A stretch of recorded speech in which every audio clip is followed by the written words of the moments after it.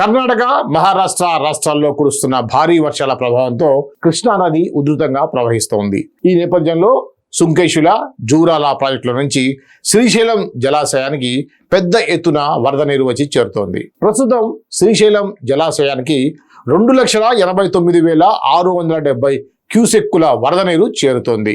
దీంతో ప్రాజెక్టు నుంచి 3,02,478 క్యూసెక్కుల నీటిని అధికారులు విడుదల చేస్తున్నారు. ఈ నీటిలో భాగంగా 8 స్పిల్వే గేట్ల ద్వారా 2,16,520 క్యూసెక్కుల నీరు దిగువకు విడుదలవుతోంది.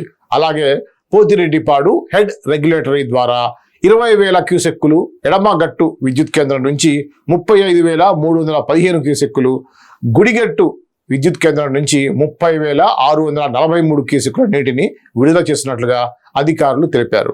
శ్రీశైలం జలాశయం పరిపూర్ణ స్థాయి నీటి మట్టం 885 అడుగులు కాగా ప్రస్తుతం 882.80 అడుగులకు నీటి మట్టం చేరింది.